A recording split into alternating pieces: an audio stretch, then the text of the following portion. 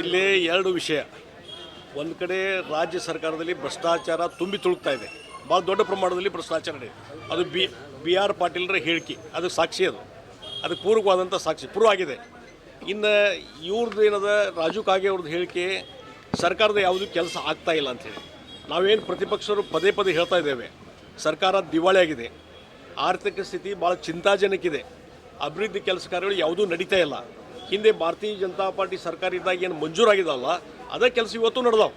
ಕಾಂಗ್ರೆಸ್ ಶಾಸಕರು ಹೇಳ್ತಾರೆ ಪರ್ಸಲ್ಲಿ ನಾವಾಗೆ ಏರ್ಪೋರ್ಟ್ನಲ್ಲಿ ಮತ್ತು ಬೇರೆ ಬೇರೆ ಕಾರ್ಯಕ್ರಮ ಭೇಟಿ ಆದಾಗ ನೇರವಾಗಿ ಅವ್ರು ಹೇಳ್ತಾರೆ ಪರ್ಸಲ್ಲಿ, ಇಲ್ಲರಿ ನಮ್ದು ಯಾವುದೂ ಕೆಲಸ ಆಗ್ತಾ ಇಲ್ಲರಿ, ಸಾಕಾಗಿದ್ರಿ, ಈ ಸರ್ಕಾರ ಬಂದ ಮೇಲೆ ನಾವು ಆ್ಯಕ್ಚುಲಿ ನಾವು ಪಾಪ ಮಾಡಿದ್ದೇವೆ ಅಂತ ಹೇಳ್ತಾರೆ.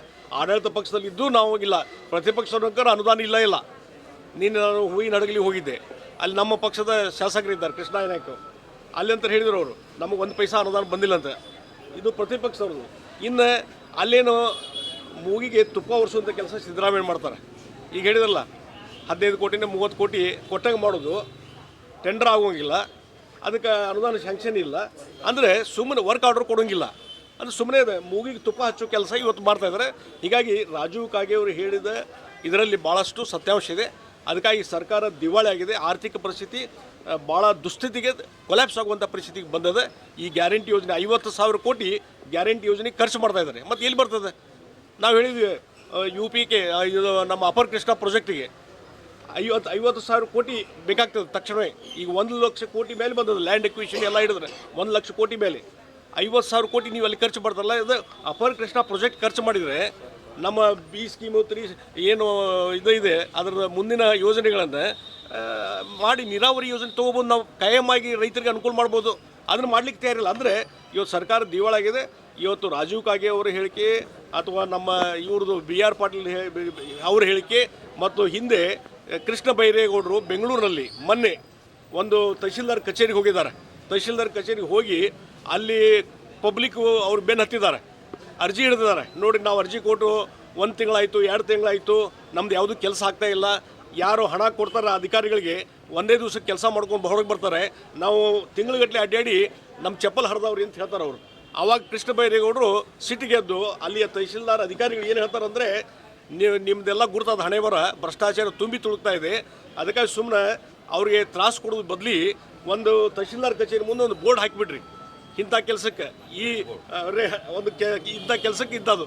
ಇವತ್ತು ಏನಾದರೂ ರೆಕಾರ್ಡ್ ಆಫ್ ರೈಟ್ಸ್ನಲ್ಲಿ ಚೇಂಜ್ ಮಾಡೋದಾದರೆ, ಹೊಸದಾಗಿ ಎಂಟ್ರಿ ಮಾಡೋದಾದರೆ, ಮರಣ ಉತ್ತಾರಬೇಕಾದ್ರೆ ಈ ಎಲ್ಲ ಕಡೆ ಇದೆ, ಒಂದು ಬೋರ್ಡ್ ಹಾಕಿಬಿಡ್ರಿ ಅಂತಂದ್ರೆ. ಅಂದರೆ ಇವತ್ತು ಮಂತ್ರಿಗಳು ಹೇಳ್ತಾ ಇದ್ದಾರೆ ಕರಪ್ಷನ್ ಜಾಸ್ತಿ ಆಗಿದೆ ಅಂತೇಳಿ.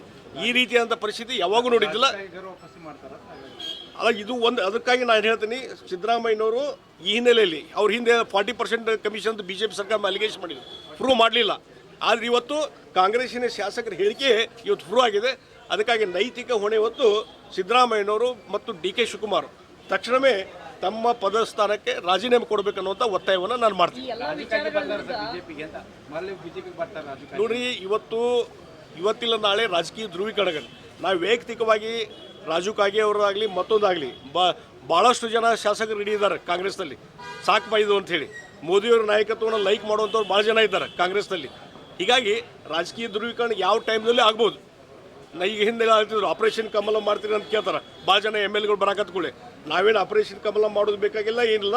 ಅಲ್ಲೇನು ಫೈಟಿಂಗ್ ನಡೆದಿದೆ, ಅಲ್ಲೇನು ಬೇಜಾರಿನಲ್ಲಿದ್ದ ಶಾಸಕರು ಯಾವ ಸಂದರ್ಭದಲ್ಲಿ ಸ್ಫೋಟ ಆಗ್ತದೆ ಗುರುತಿಲ್ಲ.